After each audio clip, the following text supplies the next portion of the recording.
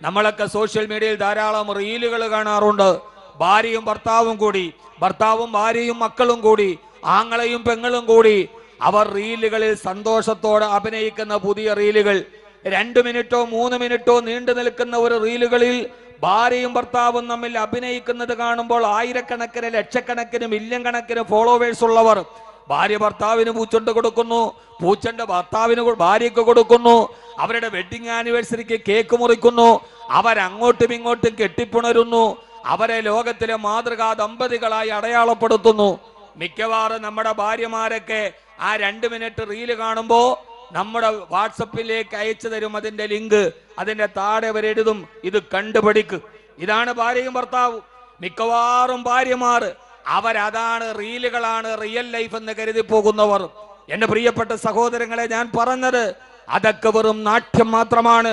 കഴിഞ്ഞ ആഴ്ച നാം കേട്ടത് നമ്മുടെ അടുക്കൽ നിന്ന് വെളിപ്പാടകലെ തിരുവനന്തപുരം ജില്ലയുടെ അങ്ങേയറ്റത്ത് പാറശാലയിൽ ധാരാളം ഫോളോവേഴ്സ് ഉള്ള ഒരു ഭാര്യയും ഭർത്താവും, സോഷ്യൽ മീഡിയയിലെ മാതൃകാ ദമ്പതികൾ, സ്നേഹത്തിന്റെ സ്വരൂപം ചാർത്തിയവർ, അവർ അവസാനം ഒരു റീല് ചെയ്ത് വിരഹത്തിന്റെ ഒരു ഗാനം പാടി. ആ റീൽ അവസാനിച്ചതിന് ശേഷം തന്റെ കൂടെ കെട്ടിപ്പിടിച്ച് അഭിനയിച്ച ഭാര്യയുടെ കഴുത്ത് ഞെരിച്ചു മുറിച്ചു കൊന്ന് ആ ഭർത്താവ് പിന്നീട് ആത്മഹത്യ ചെയ്തു. അവർ പോസ്റ്റ് ചെയ്ത റീലുകളുടെ താഴെ മാതൃകാ ദമ്പതികൾ എന്ന് ഫോളോവേഴ്സ് കമന്റ് എഴുതിക്കൊണ്ടിരിക്കുമ്പോ ഭാര്യയുടെ മൃതദേഹം വീടിന്റെ ഉള്ളിൽ അഴുകാൻ തുടങ്ങിയിട്ടുണ്ടായിരുന്നു. ഞാൻ പറഞ്ഞു വന്നത്, എന്നെ കേൾക്കാനെത്തുന്ന സഹോദരങ്ങളോട്, സഹോദരിമാരോട്, ആധുനിക ജീവിതത്തിന് അത്യാർത്തിയും നാനാർത്തിയും നമുക്ക് സമ്മാനിച്ച സമാധാനമില്ലായ്മയുടെ നടുവിലൂടെ നമ്മൾ നടന്നു പോകുമ്പോ എല്ലാത്തിനെയും അവസാനം മരിക്കലാണ് എന്ന് കരുതി അവൻ ആത്മഹത്യയിലോട്ട് കടന്നു പോകുന്ന ഒരു കാലത്ത് യഥാർത്ഥത്തിൽ ഡോക്ടർ ഷിഹാബ് ഉമർ പറഞ്ഞതുപോലെ വർദ്ധിച്ചു വരുന്ന ആത്മഹത്യകളുടെ മുമ്പിൽ ഗവൺമെന്റ് കൗൺസിലിംഗ് നടത്തുന്നു, ക്ലാസുകൾ നടത്തുന്നു, മനുഷ്യനെ ജീവിതത്തിൽ പിടിച്ചു നിർത്താൻ പ്രേരിപ്പിക്കുന്നു. യഥാർത്ഥത്തിൽ ജീവിതത്തിൽ നിങ്ങൾ തളർന്നു പോയവരാണോ? ജീവിതത്തിൽ നിങ്ങൾ സങ്കടപ്പെട്ടവരാണോ? ജീവിതം അവസാനിക്കണമെന്ന് ആയുസ്സിൽ ഒരിക്കലെങ്കിലും നിങ്ങൾ ആഗ്രഹിച്ചവരാണോ?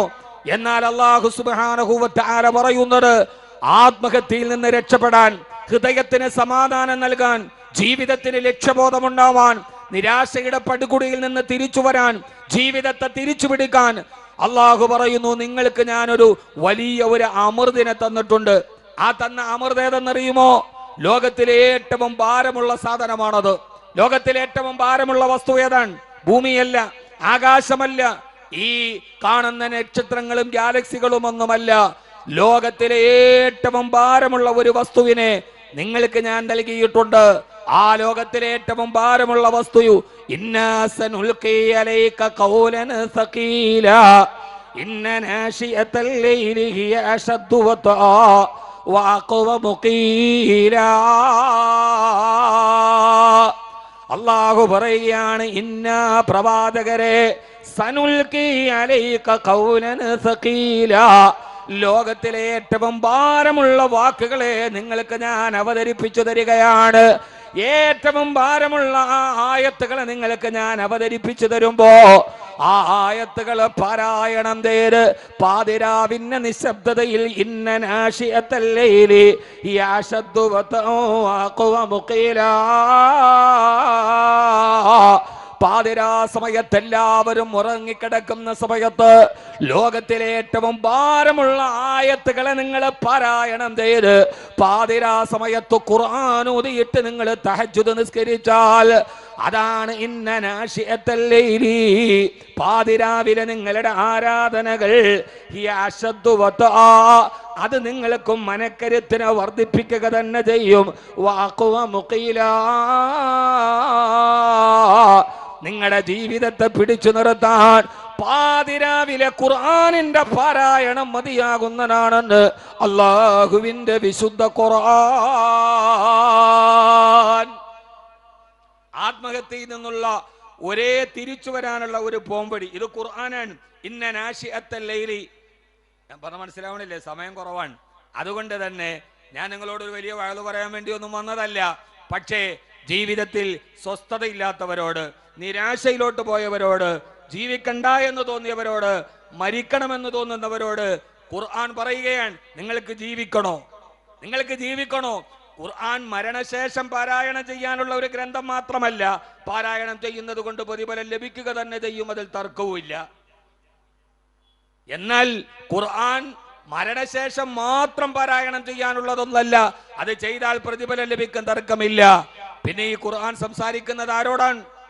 ഖുർആൻ സംസാരിക്കുന്നത് ജീവിച്ചിരിക്കുന്നവരോടാണ്, ജീവിതത്തിനോടാണ് സംസാരിക്കുക.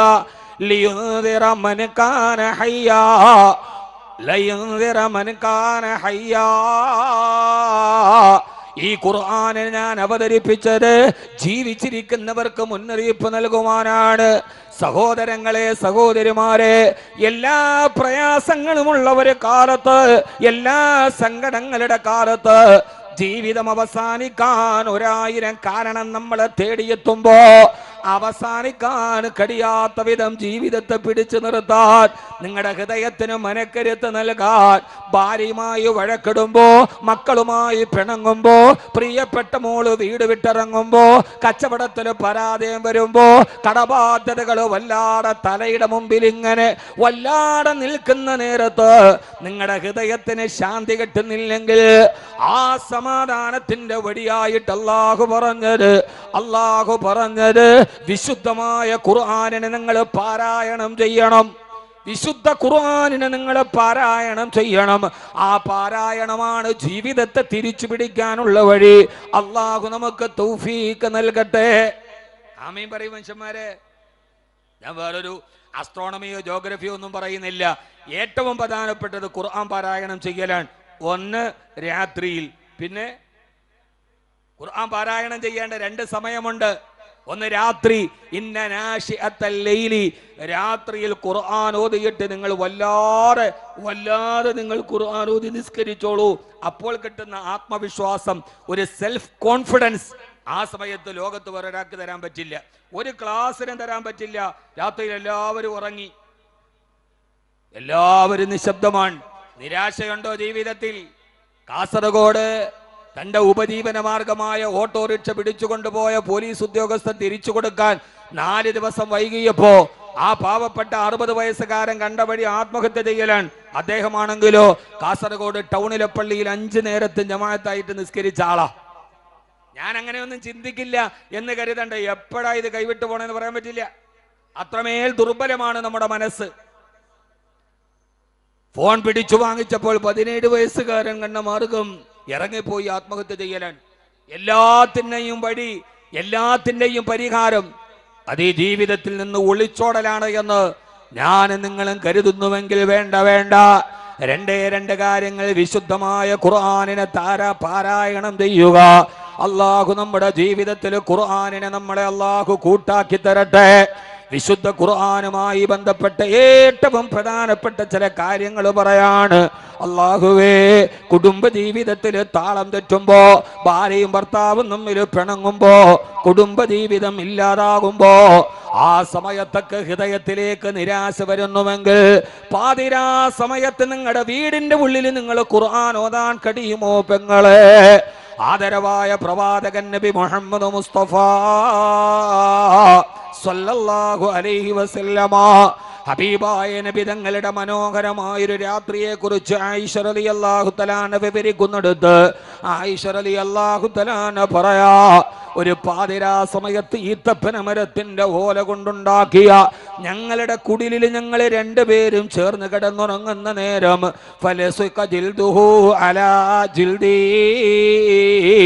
എന്റെയും ഹബീബിന്റെ ശരീരം തമ്മിൽ ചേർന്നിരിക്കുന്ന നേരത്ത്, പാതിരാ സമയത്ത് ഞങ്ങൾ ഇങ്ങനെ ഉറക്കത്തിൽ കിടക്കുന്ന നേരം അല്ലാഹുവിന്റെ റസൂല് പാതിരാ സമയത്ത് ഞെട്ടി ഉണർന്നു അത്രേ. എന്നിട്ട് ആയിഷ റളിയല്ലാഹു അൻഹയോട് ചോദിക്കുന്നു, ആയിഷ, പ്രിയപ്പെട്ട ആയിഷ, എന്നെ ശ്രവിക്കുന്ന പ്രിയപ്പെട്ട സഹോദരങ്ങളോട് സഹോദരിമാരോട് ഏറെ പറയാനുള്ള സമയമില്ലെങ്കിലും പ്രവാചക ജീവിതത്തിന്റെ പ്രഫുല്ലമായ പ്രതലങ്ങളിൽ അല്ലാഹു നമുക്ക് നൽകിയ തിരുദൂതരുടെ ജീവിതത്തിന്റെ ഒരു വലിയ ആശയമാണിത്. ഹബീബായ നബി തങ്ങൾ ചോദിക്കുന്ന, ആയിഷ, പാതിരാ സമയത്ത് എനിക്ക് എന്റെ അല്ലാഹുവിന്റെ അടുക്കൽ പോയിട്ടും ഇബാദത്ത് ചെയ്യണമെന്ന് ആഗ്രഹമുണ്ട്. നീ എനിക്ക് അനുവാദം തരുമോ ആയിഷ? പാതിരാ സമയത്ത് പടച്ചവന്റെ മുമ്പിൽ നിസ്കരിക്കാൻ പോകുമ്പോ സഹധർമ്മിണിയോട് അനുവാദം ചോദിക്കുന്ന തിരുദൂതരെ നിങ്ങൾക്കറിയുമോ? കാരണം രാത്രി നമ്മുടെ ഇണകൾക്ക് അവകാശപ്പെട്ടതാണ്. തലസ്ഥാന നഗരിയിൽ പാതിരാത്രി പകലാക്കി മാറ്റി ചുറ്റിക്കറങ്ങുന്നവരെ യഥാർത്ഥത്തിൽ ഓർത്തുകൊള്ളൂ, പാതിരാ സമയം രാത്രി എന്തിനാണ്? അള്ളാഹുവിന്റെ ഖുർആൻ രാത്രിയെ നമുക്ക് പരിചയപ്പെടുത്തിയത് എങ്ങനെയാണ്?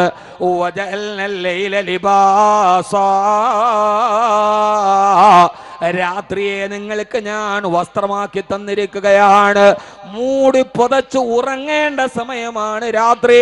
അള്ളാഹു നൽകിയ കടനകൾക്ക് വിപരീതമായി പോയാൽ അത് നമ്മുടെ ആരോഗ്യത്തെ ബാധിക്കുമെന്നുള്ളത് പുതിയ കണക്കുകളാണ്.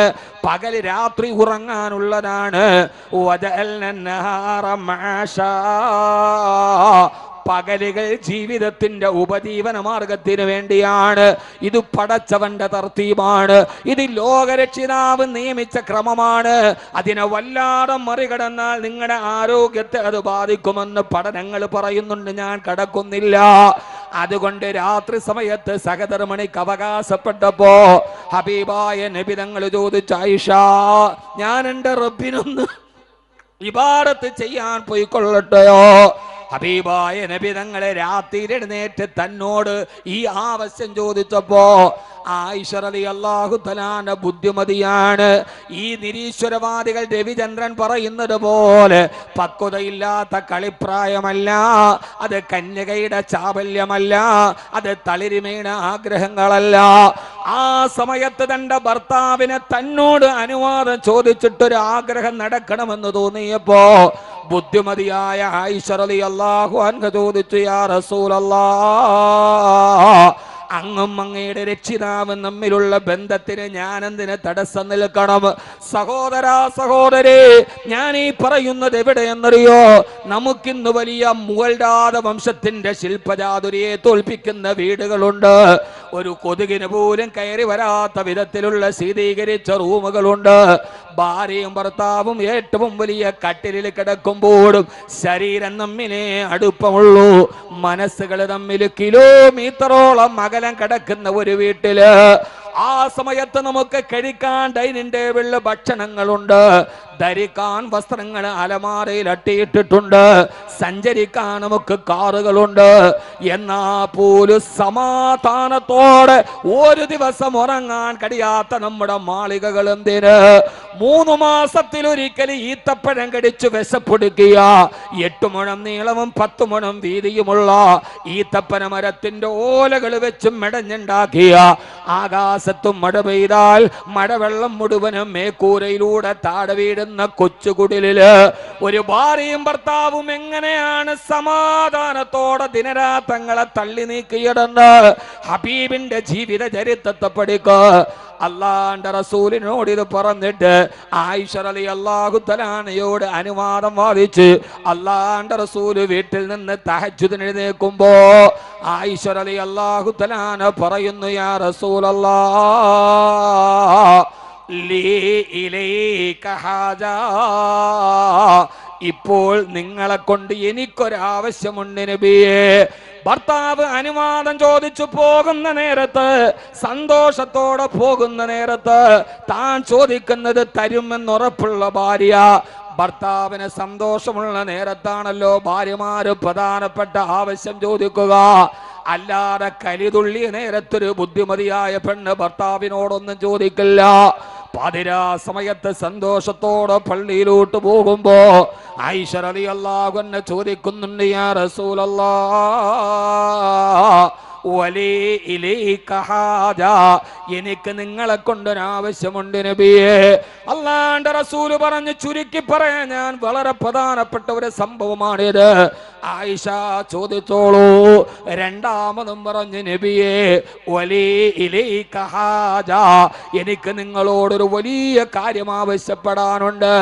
ആയിഷ ചോദിച്ചോളൂ എന്ന് ഹബീബായ നബി സല്ലല്ലാഹു അലൈഹി വസല്ലം സുസ്മേര വദനനായി മറുപടി പറയുമ്പോ നിങ്ങളൊന്ന് ആലോചിച്ചു നോക്ക്. പാതിരാ സമയത്ത് ഭർത്താവ് സന്തോഷത്തോടെ ഇരിക്കുന്ന നേരത്ത് ഒരു 17 വയസ്സുകാരി പെണ്ണ്, ഹബീബായ നബി തങ്ങൾ വഫാത്താകും ആയിഷ ബീവിയുടെ വയസ്സ് 18 വയസ്സാണ്. ഒരു 17 വയസ്സുകാരി പെണ്ണ് തന്റെ ഭർത്താവിനോട് ആവശ്യപ്പെടുന്ന ഏറ്റവും പ്രധാനപ്പെട്ട ഒരു കാര്യമേതെന്ന് നിങ്ങൾ നിങ്ങളുടെ മനസ്സിലൊന്ന് ചിന്തിച്ചു നോക്ക്. ഇന്നത്തെ കൗമാരപ്രായത്തിന്റെ ആട്ടവും പാട്ടവും അഭിലാഷവും വെച്ച് നിങ്ങളൊന്ന് മനസ്സിലൊന്ന് ആലോചിച്ചു നോക്ക. മൂന്നാമതും പറഞ്ഞു, യാ റസൂലല്ലാഹ്, നബിയേ വലിയിലേക്ക് ഹാജ, എനിക്ക് അങ്ങയോടൊരാവശ്യം പറയാനുണ്ട് നബിയെ. പറയായിഷ എന്ന് പറയുമ്പോ 17ന്റെ പക്വതയും മറക്കുന്ന രീതിയിൽ ആയിഷ റളിയല്ലാഹു തആല ചോദിച്ച ചോദ്യം, യാ റസൂലല്ലാഹ്, അങ്ങ് അല്ലാഹുവിനോട് നിസ്കരിക്കാൻ പോവുകയല്ലേ? ഉദ്ഉല്ലാഹലി ഉദ്ഉല്ലാഹലി ഉദ്ഉല്ലാഹ അൻ യഗ്ഫറലി. ഈ ആയിഷയുടെ പാപങ്ങളെല്ലാം പുറത്തു തരാൻ, ആയിഷയുടെ പാപങ്ങളെല്ലാം പുറത്തു തരാൻ അല്ലാഹുവിനോടൊന്ന് ദുആ ചെയ്യുമോ? അതുമാത്രം ഈ സമയത്ത് നിങ്ങൾ എനിക്ക് വേണ്ടി ചെയ്താൽ മതിയെന്ന് പ്രിയപ്പെട്ട നമ്മുടെ പ്രിയപ്പെട്ട ഉമ്മുന ആയിഷ റളിയല്ലാഹു തആല അൻഹാ വേറെ ഒരാഗ്രഹങ്ങളില്ല, വേറെ ഒരു പ്രശ്നങ്ങളില്ല. 17ാമത്തെ വയസ്സിൽ ഇസ്തിഗ്ഫാറിനെ കുറിച്ചോത്ത് ആകുലപ്പെടുന്ന എത്ര പെൺകുട്ടികൾ നമ്മുടെ സമൂഹത്തിലുണ്ട്. യാ റസൂലല്ലാഹ്, എനിക്ക് വേണ്ടി ഒന്നൊന്ന് ദുആ ചെയ്യുമോ? തിരുദൂതര് അതിനേക്കാൾ വലിയ ഭർത്താവാണത്. ആ സമയത്ത് തന്റെ പ്രിയപ്പെട്ട ഭാര്യയുടെ മുമ്പിൽ നിന്ന് ആകാശത്തേക്ക് കൈകൾ ഉയർത്തിയിട്ട് ഹബീബായ നബി തങ്ങൾ ദുആ ചെയ്തു, അല്ലാഹുവേ, അല്ലാഹുമ്മ ഗ്ഫിർ ലി ആയിഷ, അല്ലാഹുമ്മ ഗ്ഫിർ ലി ആയിഷ, അല്ലാഹുവേ എൻ്റെ ആയിഷയ്ക്ക് പുറത്തു കൊടുക്കണേ, എൻ്റെ ആയിഷയുടെ പാപങ്ങളും മാപ്പാക്കി കൊടുക്കണേ. ലോകചരിത്രത്തിലെ മനോഹരമായ ജീവിതം കണ്ടുപഠിച്ച, വീട്ടിൽ കഴിക്കാൻ ഭക്ഷണമില്ല, കുടിക്കാൻ വെള്ളമില്ല, കിടന്നുറങ്ങാൻ ഒരു വീടില്ല, പരീക്ഷണങ്ങളുടെ കനൽപഥങ്ങളിലൂടെ കടന്നു പോയിട്ട് ആ കുടുംബം സ്വർഗത്തെ നേടിയ ജീവിത ചരിത്രമാണിത്. അല്ലാഹു നമ്മുടെ ഭാര്യമാരെ, നമ്മുടെ പെൺമക്കളെ അല്ലാഹു സ്വാലിഹീങ്ങളാക്കി തരട്ടെ. ആമീൻ യാ റബ്ബൽ ആലമീൻ. ആയിഷ ബീവിക്ക് ചോദിക്കാൻ ധാരാളം ആവശ്യങ്ങളുണ്ട്, പരിമിതികളുണ്ട്, പട്ടിണികളുണ്ട്. പട്ടിണികളും പരിമിതിയും പരിദേവനവും പരിതാപവും പരിതിലംഘിക്കുമ്പോഴും പാരിലെ സുഖമല്ല, പരലോകമാണ് പരികരണീയമെന്ന് കരുതി പാതിരാത്രിയിൽ പടച്ചവനോട് പതിതയെപ്പോലെ പൊട്ടിക്കരഞ്ഞു പോയ ബഹുമാനപ്പെട്ട ബീവി ആയിഷ റളിയല്ലാഹു തആല അൻഹാ. സമയം ചുരുക്കം കൊണ്ട് തിരുക്കി പറയട്ടെ, ഹബീബായ തിരുദൂതർ അവിടെ നിന്ന് എഴുന്നേച്ചു പോയി, നേരം മദീനത്തെ പള്ളിയുടെ ഉള്ളിൽ കയറി ഹബീബായ നബി തങ്ങൾ അവിടുത്തെ തൂക്ക് വിളക്കും എല്ലാം ഒന്ന് കത്തിച്ചു വെച്ചു. എന്നിട്ട് വുളു എടുത്തു. വുളു എടുത്തിട്ട് അല്ലാഹുവിന്റെ റസൂൽ ആദ്യത്തെ റക്അത്തിൽ ഫാത്തിഹ ഓതി, ആദ്യത്തെ റക്അത്തിൽ സൂറത്തുൽ ബഖറ മുഴുവനും പാരായണം ചെയ്തു. എന്നിട്ട് തുമ്മ റക്കഅൻ നബിയു വഅതദല നബിയു തുമ്മ സജദൻ നബിയു തുമ്മ ബക്കൻ നബിയു. റുകൂ ചെയ്തു, ആ റുകൂയിൽ കടന്നു പൊട്ടിക്കരഞ്ഞു. പിന്നീട് വന്നു സുജൂദിൽ പോയി, സുജൂദിൽ കടന്നു കരഞ്ഞു. ആയിഷ റളിയല്ലാഹു അൻഹ പറയുന്നുണ്ട്, ചുട്ടുപഴുത്ത് കിടക്കുന്ന ചീനച്ചട്ടിയിൽ വെള്ളമൊഴിച്ചാൽ ഏത് ശബ്ദം കേൾക്കുമോ ആ ശബ്ദത്തിലാണ് എൻ്റെ ഭർത്താവെന്ന് സുജൂദിൽ കിടന്ന് കരഞ്ഞത്. രണ്ടാമത്തെ റക്അത്തിലേക്ക് എഴുന്നേറ്റു വന്നു, ഫാത്തിഹ ഓതിയിട്ട് രണ്ടാമത്തെ റക്അത്തിൽ സൂറത്തു ആല ഇമ്രാൻ പാരായണം ചെയ്തു. ആദ്യത്തെ റക്അത്തിൽ സൂറത്തുൽ ബഖറ, രണ്ടാമത്തെ റക്അത്തിൽ സൂറത്തു ആല ഇമ്രാൻ. നമ്മുടെ 60 വർഷത്തെ ജീവിതത്തിന്റെ ഇടയിൽ നമുക്കങ്ങനെ 2 റക്അത്ത് നിസ്കരിക്കാൻ പറ്റുമോ? നിസ്കരിച്ചിട്ട് ഖുർആൻ ഓതിയാൽ ആത്മഹത്യയിൽ നിന്ന് തിരിച്ചു വരുമോ? വരും സഹോദരാ, വരും സഹോദരി, ജീവിതത്തിന്റെ സങ്കടം മാറും. പക്ഷേ ആ നിസ്കാരമാവണം. സല്ലു കമാ റഅയ്തുമൂനി ഉസല്ലി, ഞാൻ നിസ്കരിച്ചതുപോലെ നിങ്ങൾ നിസ്കരിക്കണം. അങ്ങനത്തെ നിസ്കാരവും ഖുർആനുമായാൽ ആ നിസ്കാരമാണ് ഇന്ന നാശിഅത്തൽ ലൈലി യശദ്ദു വതുആ ആ 2 റക്അത്ത് നിസ്കരിച്ചിട്ട് സലാം വീട്ടിയാൽ നമ്മുടെ ശരീരത്തിന്, ഹൃദയത്തിന് ആത്മബലം കൂടും. എല്ലാ നിരാശകളും പമ്പ കടക്കും. അല്ലാഹുവിലേക്ക് നമ്മൾ അടുത്ത് കഴിയും. 2 റക്അത്ത് കഴിഞ്ഞ് ഹബീബ് സുജൂദിൽ കിടന്ന് കരയുമ്പോ പ്രഭാതം പൊട്ടിവിടരാറായി. മദീനത്തെ പള്ളിയിൽ സുബഹിന്റെ ബാങ്ക് കൊടുക്കാൻ സയ്യിദുനാ ബിലാൽ റളിയല്ലാഹു തആല കടന്നു വന്നപ്പോ എങ്ങനെയാണ് ഓതേണ്ടത്, എങ്ങനെയാണ് നിസ്കരിക്കേണ്ടത്? എൻ്റെ സഹോദര സഹോദരി, ബിലാൽ റളിയല്ലാഹു അൻഹു നോക്കും അല്ലാഹുവിൻ്റെ റസൂല് കരയുകയാണ്. മല്ലദീ യബ്കാക യാ റസൂലല്ലാഹ്, എന്തിനാണ് നബി അങ്ങ് കരയുന്നത്? എന്തിനാണ്? അല്ലാഹുവിൻ്റെ റസൂല് പറഞ്ഞു, ബിലാലെ എങ്ങനെയാണ് കരയാതിരിക്കുക? ഇന്നലെ രാത്രിയിൽ ഞാൻ എൻ്റെ വീട്ടിൽ കിടന്നുറങ്ങുമ്പോ ആകാശ ലോകത്ത് നിന്ന് ജിബ്രീൽ അലൈഹിസ്സലാത്തു വസ്സലാം വന്ന് വിശുദ്ധ ഖുർആന്റെ ആയത്തുകൾ എനിക്ക് അവതരിപ്പിച്ചു തന്നു. ആ ആയത്ത് കേട്ടിട്ട് പിന്നെ എനിക്ക് ഉറങ്ങാൻ കഴിഞ്ഞില്ല. ഇവിടെ ആയത്ത് കേട്ടാൽ പിന്നെ ഉറങ്ങാൻ കഴിയരുത്. ആ ആയത്ത് കേട്ടു. സമയം വളരെ കുറവാണ്, 45 മിനിറ്റ് എനിക്കുള്ളത്. ആയത്ത് കേട്ടിട്ട് പിന്നെ ഉറക്കമില്ല. ഈ ഏതാണ് ആയത്തെന്നറിയോ? സൂറത്തുൽ ബഖറയുടെ ആയത്താണത്. എന്നിട്ട് ബിലാൽ റളിയല്ലാഹു അൻഹുവിന് ആയത്തുകൾ ഓതി കൊടുത്തു. ഇന്ന ഫീ ഖൽഖിസ് സമാവാതി വൽ അർളി വഖ്തിലാഫിൽ ലൈലി വൻ നഹാരി ലആയാതിൻ ലിഉലിൽ അൽബാബ് الذين يذكرون الله قياما وقعودا وعلى جنوبهم ويتفكرون في خلق السماوات والأرض ربنا ما خلقت هذا باطلا സുബ്ഹാനക ഫഖിനാ അദാബന്നാർ. ഇന്ന ആയത്തിന്റെ അർത്ഥം മാത്രം ഒന്ന് ഞാൻ വെറുതെ ഓടിച്ചു പറയാം. സഹോദര സഹോദരി, ചെറുപ്പക്കാരാ, മനസ്സിലാക്ക. അല്ലാഹുവിന്റെ ഖുർആനിനെ ഓതേണ്ട രീതിയിൽ നിങ്ങളൊന്നോട്. ഇന്ന് രാവിലെ നമ്മൾ ഫേസ്ബുക്ക് എത്ര കണ്ടു, ഇൻസ്റ്റാഗ്രാം എത്ര കണ്ടു, ഇന്ന് നമ്മൾ സോഷ്യൽ മീഡിയയിൽ എന്തൊക്കെ നമ്മൾ വായിച്ചു. പക്ഷെ അള്ളാന്റെ കലാമിന്റെ ഒരു വരി ഇന്ന് വായിച്ചവരിവിടെ. അള്ളാഹുവിന്റെ കലാമിന്റെ 2 ആയത്തുകൾ പാരായണം ചെയ്തവരെത്ര പേരുണ്ട്? വാട്സപ്പ് എടുത്തു നോക്കിയാൽ അവസാനം നോക്കിയ ലാസ്റ്റ് സീൻ 5 minutes ago. ഫേസ്ബുക്കിലേക്ക് നോക്കിയാൽ ലാസ്റ്റ് സീൻ 10 minutes ago. ഇൻസ്റ്റയിൽ നോക്കിയാൽ 5 minutes ago.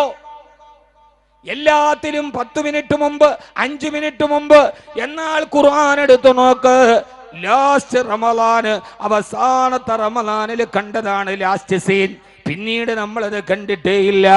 ഇനി അടുത്ത റമളാനാവണം നമ്മൾ എത്തണമെങ്കിൽ സഹോദര, ഖുർആൻ എടുത്തു നോക്ക്, ലാസ്റ്റ് സീൻ ലാസ്റ്റ് റമളാൻ. റമളാനിൽ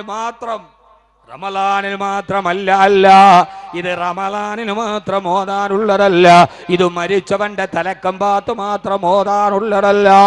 പിന്നെ ഈ ഖുർആൻ എപ്പോഴോതാനുള്ളതാണ്? ഓതണം സഹോദര. പാതിരാത്രിയിൽ എല്ലാവരും കിടന്നുറങ്ങിയിട്ട് ഈ തെങ്ങിന്റെ പന പോലും മനങ്ങാതിരിക്കുന്ന നേരത്ത് കട്ടിലിൽ കിടക്കുന്ന ഭാര്യ കൂർക്കം വലിച്ചുറങ്ങുമ്പോ ആരും അറിയാതെ എഴുന്നേൽക്കണം. ഒളുവെടുത്തിട്ട് അല്ലാഹുവിന്റെ മുമ്പിൽ ഈ ആയത്തോതണം. പെങ്ങളെ, ഭർത്താവ് കട്ടിലിൽ കിടന്നുറങ്ങട്ടെ. പാതിരാ സമയത്ത് ഇന്ന നാശിഅത്തൽ ലൈലി, രാത്രിയിൽ നീ ഒന്ന് ഹൃദയം തുറന്നോതി നോക്ക്.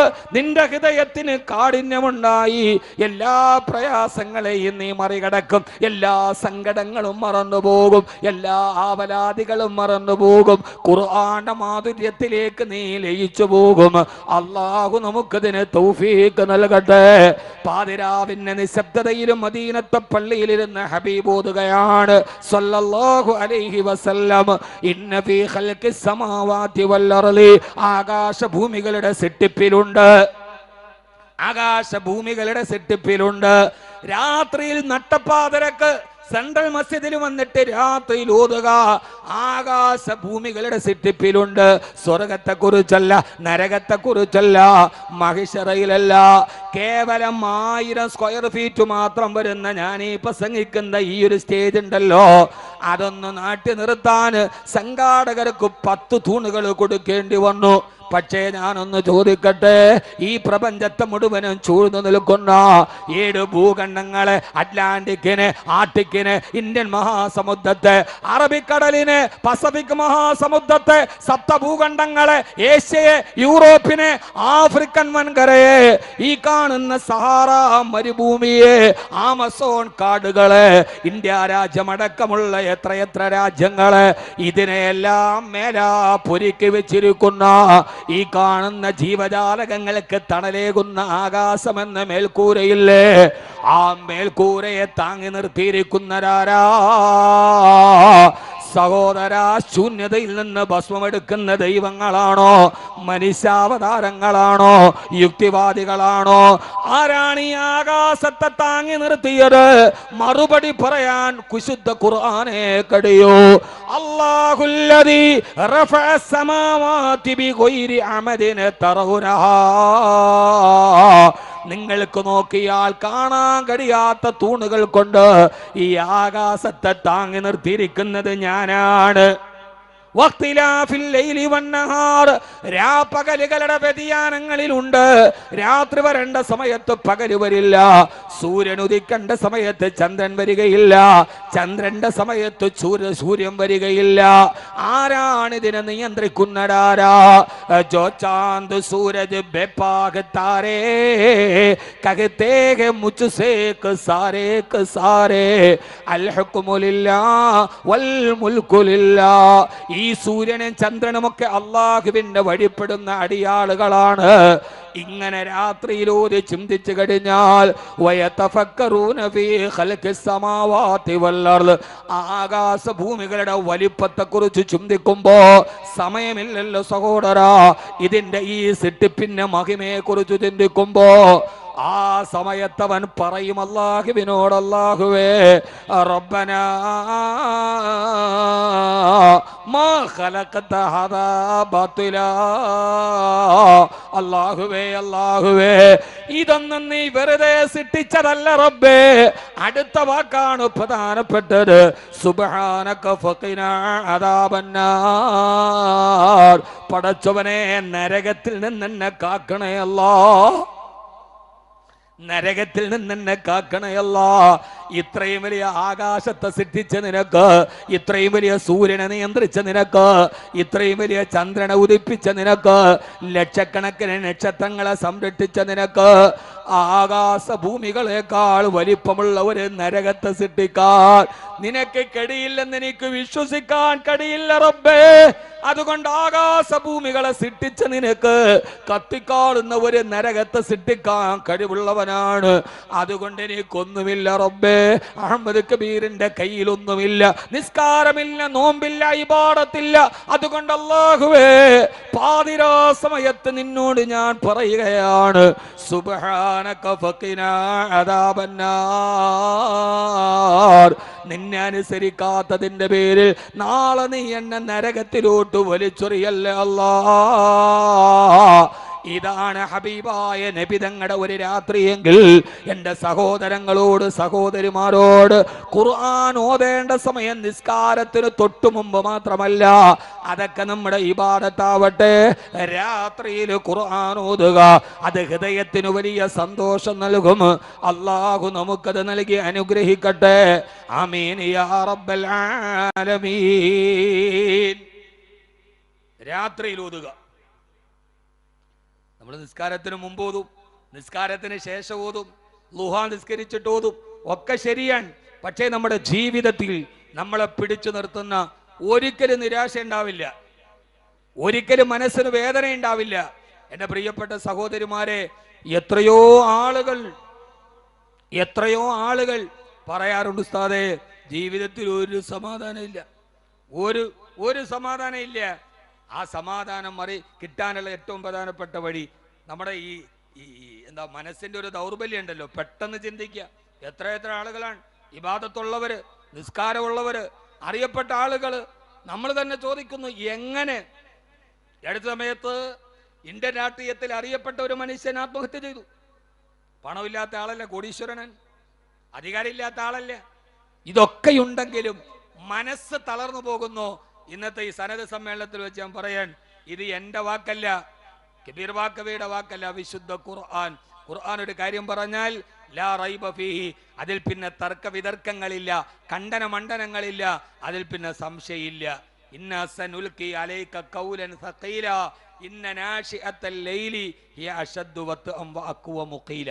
രാത്രിയിൽ എഴുന്നേറ്റ് നിങ്ങൾ നിസ്കരിക്കുകയും ആ ഭാരമുള്ള ഖുർആനിനെ ഓതീൻ. മഹാനായ സയ്യിദന ഉമർ ഇബ്നുൽ ഖത്താബ് റളിയല്ലാഹു അൻഹുവിന് ഒരിക്കൽ മനസ്സിന് വല്ലാത്ത ടെൻഷൻ ഉണ്ടായി. ടെൻഷൻ ഇല്ലാത്ത ആരാ ഉള്ളത്? എല്ലാവർക്കും ഓരോരോ ടെൻഷനൻ. ഈ അടുത്ത സമയത്ത് ഒരു സഹോദരി എന്നോട് പറഞ്ഞു, ഉസ്താദേ എല്ലാം ഉണ്ട്, സമ്പത്തുണ്ട്, ആരോഗ്യമുണ്ട്, കാറുണ്ട്, എല്ലാം ഉണ്ട്, പക്ഷെ ഈ എൻ്റെ ഭർത്താവ് അയാൾ എന്നോട് മനസ്സോർന്ന് സംസാരിക്കൂല. എൻ്റെ ജീവിതത്തിലെ വലിയ ടെൻഷനാണ്. അയാൾക്ക് എന്നെ വേണ്ട, അയാൾക്കെല്ലാം ഉണ്ട്, പക്ഷെ എൻ്റെ അടുത്ത് വന്നാൽ വലിയ ബിസിനസ്സുകാരനാണ്. ആ സമയത്ത് അയാൾ രാത്രി കിടക്കാൻ നേരത്ത് ഞാൻ പോയിരുന്നിട്ട് അയാളെ എത്ര ശല്യപ്പെടുത്തി, എന്നോട് മനസ്സോർന്ന് സംസാരിക്കില്ല, മൂപ്പിലങ്ങനെ ചിന്തിച്ച് കിടക്കും. എനിക്കാകെ നിരാശയാണ്. എല്ലാം ഉണ്ട്. ആ പെണ്ണിന്റെ ഒരേ ഒരു നിരാശ, ഭർത്താവ് മനസ്സോർന്ന് സംസാരിക്കാത്തതാണ്. ഓരോരുത്തർക്കും ഓരോ പ്രശ്നം. ചിലർക്ക് പണം ഇല്ലാത്തതിന്റെ പ്രശ്നം, ചിലർക്ക് പണം ഉള്ളതിന്റെ പ്രശ്നം. എൻ്റെ പൊന്നു സഹോദരങ്ങളെ, ഞാൻ ആ സ്ത്രീയോട് പറഞ്ഞു, ഇത്രയൊക്കെ കിട്ടിയിട്ട് അയാൾ സംസാരിച്ചോളൂ. അപ്പൊ അയാൾ എന്നോട് പറയാണ്ട്, പൊന്നുസ്താറെ രാത്രി കിടക്കുമ്പോൾ നാളത്തെ ബിസിനസിന്റെ 1000 പ്രശ്നങ്ങളാണ്. അപ്പൊ ചില സമയത്ത് ഞാൻ എന്തെങ്കിലും ചിന്തിച്ച് കിടക്കും. അതുപോലും അക്സെപ്റ്റ് ചെയ്യാൻ കഴിയാത്ത രീതിയിൽ പ്രശ്നങ്ങളെ നമ്മളായിട്ട് ഉണ്ടാക്കാൻ അങ്ങനെ അവരോട് പറഞ്ഞു, ഉപദേശിച്ചു വിട്ടു. രാത്രിയിൽ ഒരു ഭാര്യയും ഭർത്താവും ഒന്നിച്ച് കിടക്കുമ്പോൾ രണ്ടുപേരുടെ ഈ ചിന്തകൾ തമ്മിൽ വ്യത്യസ്തമാണ്. പക്ഷെ ഭാര്യയ്ക്ക് അത് ഫീൽ ചെയ്യുന്ന വേറെ രീതിയിലാണ്. കുടുംബജീവിതം വലിയ പ്രശ്നമാണ്, അതൊരു വലിയ അഭ്യാസമാണ്. ഖുർആൻ പറയുന്നതായിട്ട് അങ്ങനെ അന്തം വിട്ടു. ഞാൻ ചില പറഞ്ഞുതരാം. അപ്പോൾ നമ്മൾ ഖുർആനിനെ വല്ലാതെ സ്നേഹിക്കുക. ഒരു ഭർത്താവ് കിടക്കുക, ഭാര്യയും കിടക്കാണ് രാത്രിയിൽ. ഭാര്യയുടെ ചിന്ത എന്തായിരിക്കും? രാത്രിയിലെല്ലാം കഴിഞ്ഞ് വന്ന് ഒതുവൊക്കെ എടുത്ത് നന്നായിട്ട് കിടന്ന് ഉറങ്ങാൻ പോവാൻ. ആ സമയത്ത് ഭാര്യയുടെ ചിന്ത എന്താ? സ്ത്രീകളുടെ ചിന്ത എന്താവും? നാളെ രാവിലെ ദോശയുടെ മാവ് നന്നായിട്ട് പുളിച്ചിട്ടുണ്ടോ? നന്നായിട്ട് പുളിച്ചാൽ ദോശ ഉണ്ടാക്കിയില്ലെങ്കിൽ ഇഡ്ഡലി ഉണ്ടാക്കാം. ഉച്ചയ്ക്ക് മുളകിട്ട മീൻകറി വേണോ, അതെല്ലാം മുരിങ്ങക്കായിട്ട് മീൻകറി വേണോ, ഭർത്താവിന് ചപ്പാത്തി വേണോ, ഉരട്ടി വേണോ? അവരുടെ ചിന്ത അവരിൽ കൈകാര്യം ചെയ്യുന്നൊരു ലോകത്തെ ചുറ്റിപ്പറ്റിയാണ്. അപ്പുറത്തിരിക്കുന്ന ഭർത്താവോ, നാളെ ചെക്ക് കൊടുത്തിട്ടുണ്ട്, 4 ലക്ഷം രൂപ അക്കൗണ്ടിൽ വരണം. എങ്ങനെ വരും? മോൻ്റെ ഫീസ് അടയ്ക്കാൻ സമയമായി. കടയ്ക്കാണെങ്കിലോ മുനിസിപ്പാലിറ്റി പൊളിക്കാൻ പറഞ്ഞിട്ടുണ്ട്, അത് പൊളിച്ചാൽ ഞാൻ എങ്ങനെ ജീവിക്കും?